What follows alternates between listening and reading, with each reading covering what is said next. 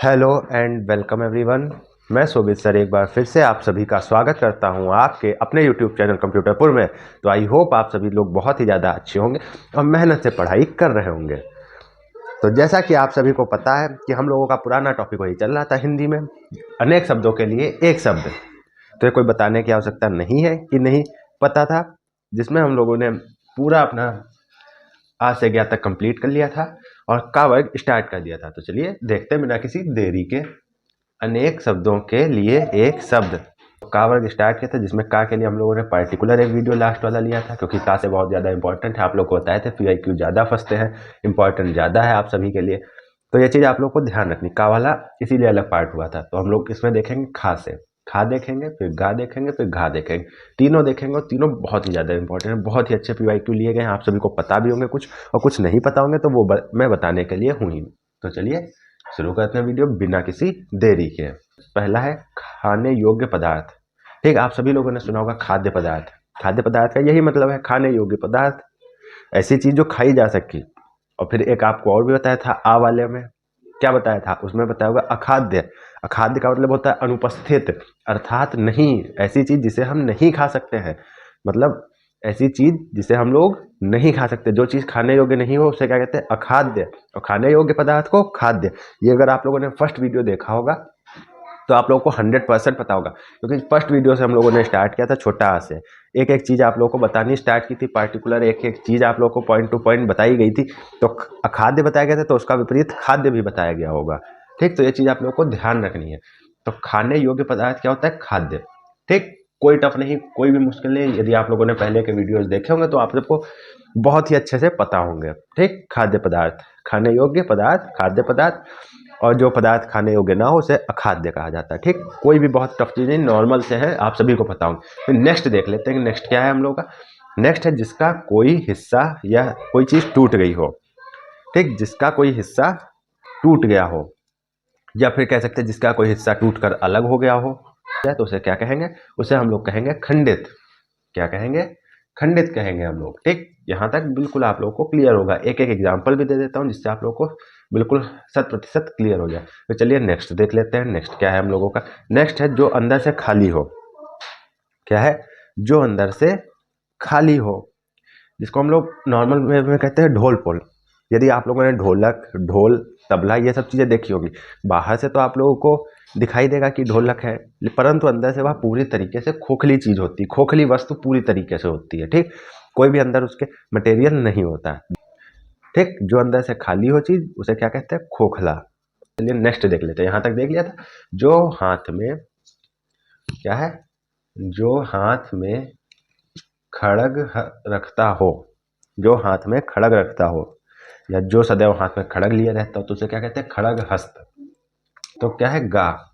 जो बीत चुका हो, क्या है, जो बीत चुका है वो अब दौड़ ना आएगा, सुना होगा। तो जो बीत चुका है उसका मतलब होता है गत।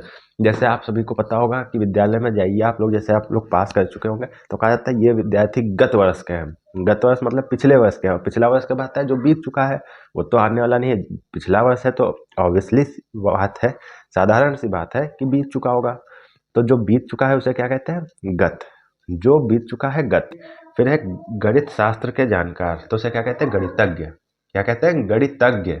तो जो गणित का विषय का जानकार हो तो उसे कहते हैं गणितज्ञ।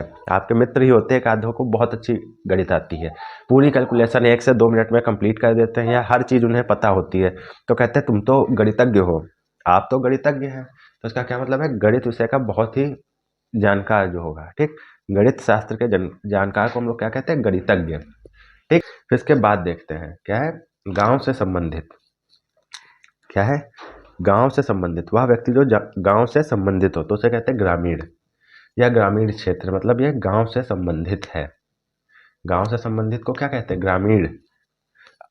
आप बहुत ही ग्रामीण लगते हैं, मतलब आपका संबंध काहे से है, गांव से है। गांव से है या ग्राम से है।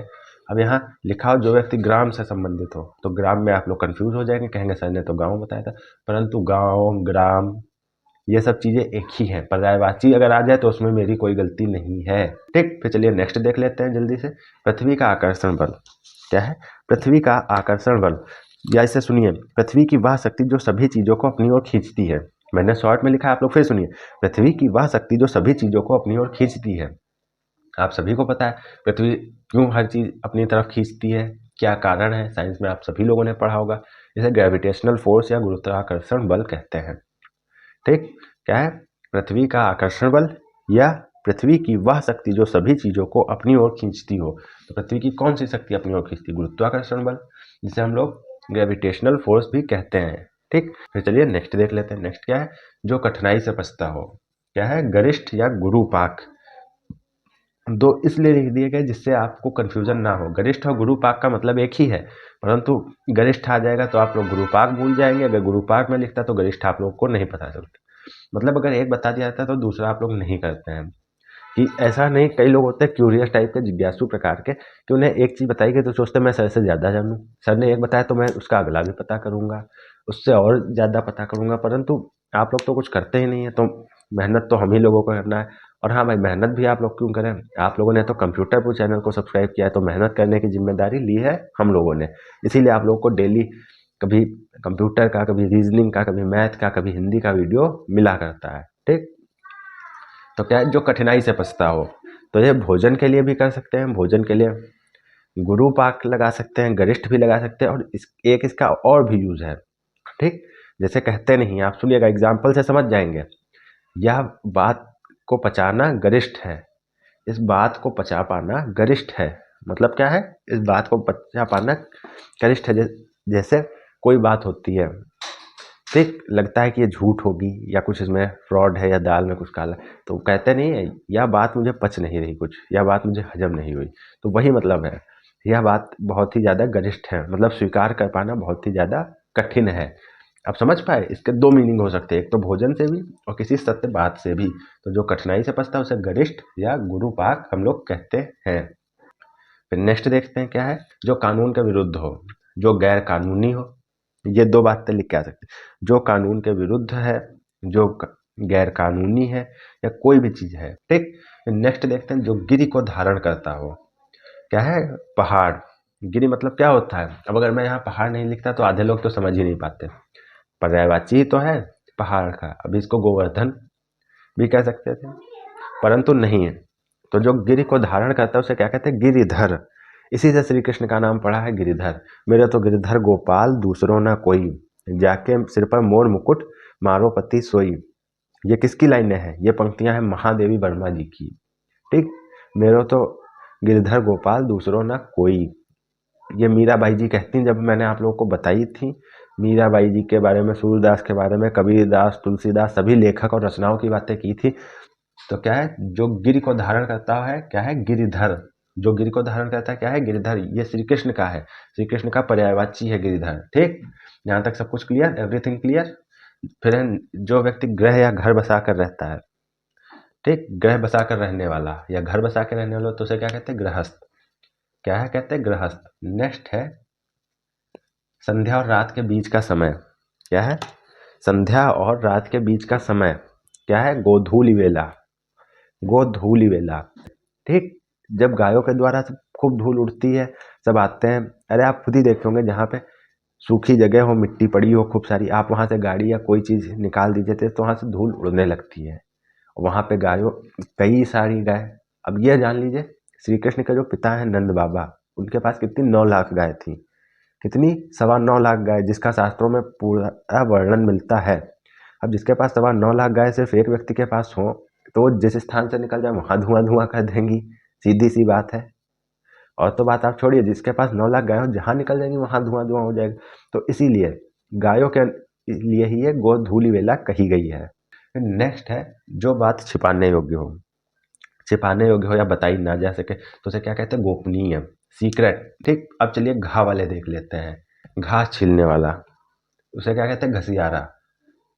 टीचर लोग कहते हैं, जो बैक बेंचर होते हैं, खराब बच्चे होते हैं, उनसे कहते हैं तुम लोग घसियारा बनोगे। क्या कहते हैं? घास छीलोगे, जाके क्या करोगे? घास छीलोगे। तो उसे क्या कहते हैं? घसियारा। घास छीलने वाले व्यक्ति को घसियारा कहते हैं, कोई बताने का आवश्यकता नहीं। ठीक, फिर नेक्स्ट है जिसकी घोषणा की गई हो। क्या है? जिसकी घोषणा की गई हो। घोषणा मतलब होता है अनाउंसमेंट। घोषणा आपको नहीं ध्यान में, आप लोग अनाउंसमेंट ध्यान लीजिए। जिसकी अनाउंसमेंट की गई हो तो उसे क्या कहते हैं? घोषित। फिर देखते हैं घटनाओं का क्रम। क्या देखते हैं, घटनाओं का क्रम। तो घटनाओं का क्रम क्या कहलाता है, घटनावली। क्या कहलाता है, घटनावली या घटनाक्रम भी कहते हैं। दो दो इसलिए लिख दिए गए कि कंफ्यूजन ना हो, दोनों का मतलब एक ही होता है। फिर नेक्स्ट है घूस लेने वाला। क्या है, घूस लेने वाला, तो उसे कहते हैं घूसखोर। ठीक, या फिर अभी घूस की जगह एक होता है वर्ड रिश्वत। घूस थोड़ा सही नहीं लग रहा तो रिश्वत, तो रिश्वत लेने वाला क्या होता है, रिश्वतखोर। ठीक, नेक्स्ट है घुलने योग्य पदार्थ। घुलने योग्य पदार्थ क्या कहलाता है, घुलनशील। घुलने योग्य पदार्थ क्या होता है, घुलनशील। ठीक, तो यहाँ तक आप लोगों को बिल्कुल भी क्लियर होगा, कोई भी डाउट नहीं होगा। फिर नेक्स्ट देख लेते हैं। फिर नेक्स्ट है लास्ट हम लोग का घृणा करने योग्य। क्या है, घृणास्पद। क्या है, घृणास्पद। फलाना व्यक्ति बहुत ही ज्यादा घृणास्पद है। घृणास्पद का मतलब क्या है, घृणा करने योग्य है। ठीक, फला व्यक्ति बहुत ही ज्यादा घृणास्पद है मतलब घृणा करने योग्य है। तो आज के वीडियो में हम लोगों ने अपना पूरा कावर कंप्लीट कर दिया एक वीडियो के अंतर्गत, जिसमें हम लोगों ने खा गा और घा देखा। तो आई होप आप लोगों को आज का वीडियो कैसा लगा। अगर अच्छा लगा हो तो वीडियो को लाइक करिए, चैनल पर नए हो तो चैनल को सब्सक्राइब करिए और शेयर कीजिए अपने फ्रेंड्स के साथ। तब तक के लिए जय हिंद, जय भारत, भारत माता की जय। मिलते हैं नेक्स्ट वीडियो में।